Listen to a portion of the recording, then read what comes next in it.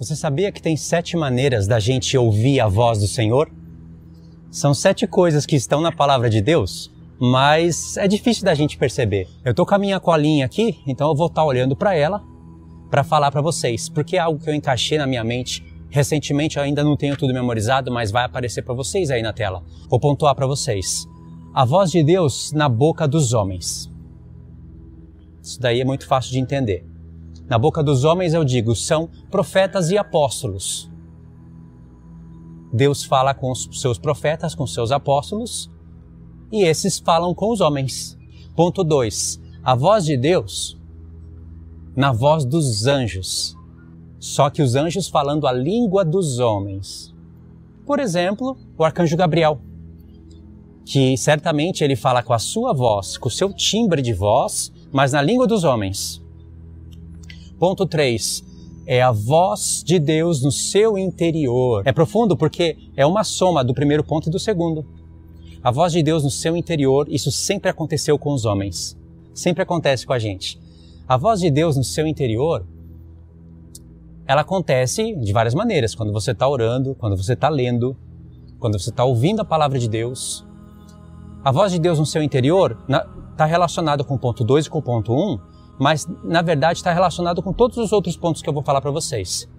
Porque a voz de Deus na sua mente, você sente que é Deus falando com você. Quando você tem discernimento, você sabe que é Deus.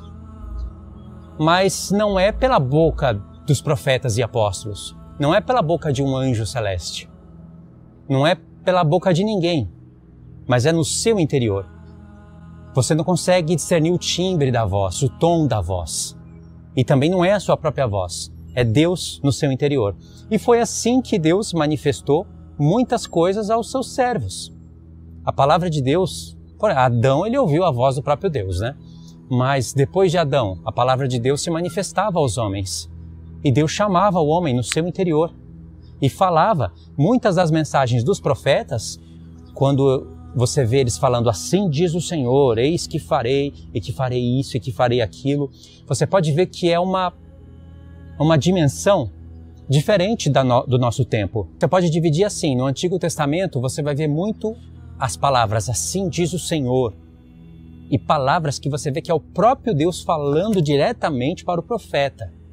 E é claro que Deus vai fazer muitas referências com a Torá para o profeta entender o que Deus está falando. Então o profeta tem a missão de estar santificado, ouvir a voz de Deus, estudar a Torá e com aquele acréscimo que Deus trouxe, na verdade tudo começou porque Deus falou com ele, aí ele vai e anuncia a mensagem. E assim Deus formou muitos mistérios no Antigo Testamento, pela boca dos profetas. No Novo Testamento, Deus faz isso, mas é em número bem reduzido, bem diferente do Antigo Testamento. No Novo Testamento é mais os apóstolos e profetas interpretando as Escrituras. Deus fala sim com os homens de uma maneira direta, mas não é como no ministério dos profetas. Vai chegar um momento em que o que Deus fazia lá no Antigo Testamento e o que Deus fez lá no tempo dos apóstolos, tudo vai se juntar e vai acontecer de novo com a gente. Tipo Atos 2 novamente, as profecias voltando, acontecendo, o Pentecoste mais uma vez, só que de maneira final, de maneira global e de maneira mais profunda, né? Então, a voz de Deus no seu interior. Os profetas formaram a mensagem do Senhor assim, na época do Novo Testamento. Os apóstolos e profetas também ouviam a voz de Deus, mas agora a missão era muito mais de entender a palavra de Deus que estava escrita, que foi a voz de Deus no homem interior, mas as Escrituras que iriam sendo formadas. E hoje, você sente a voz de Deus no seu interior. Basta algum contexto acontecer, se você estiver ligado com o Espírito de Deus, Deus fala com você. Ele pode falar através do ponto 2, através do ponto 1, mas ele pode falar diretamente com você. E para você saber que é Deus falando com você, que não é uma mensagem falsa, que não é algo da sua carne, como acontece muito, isso não vai contrariar nenhuma Escritura.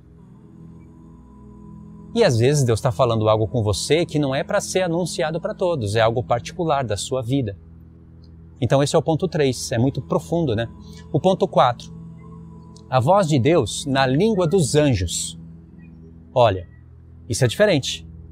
É a voz de Deus na língua dos anjos, só que na voz dos homens. Toda mensagem que os anjos falam com a sua voz, com o timbre da voz deles, é a palavra de Deus. Então é a voz de Deus pela voz de anjos celestes, mas na língua dos homens, para que a gente possa entender. Isso não acontece hoje, mas dentro da grande tribulação, pelos estudos que eu tenho mostrado no canal, isso vai acontecer de novo. O anjo Gabriel vai se manifestar mais uma vez e vai falar com o povo. Como eu sei disso? Como nós podemos confirmar isso? Pelas Escrituras, que não é o caso agora para confirmar isso para vocês.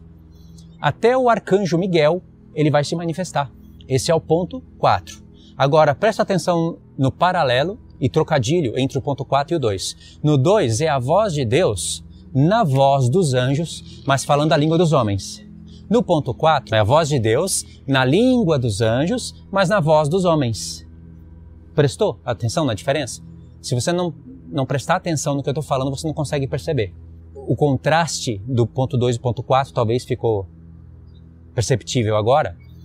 E há uma diferença entre língua dos homens e língua de anjos. O apóstolo Paulo fala em 1 Coríntios 13, ainda que eu falasse a língua dos homens, as línguas dos homens e a língua dos anjos.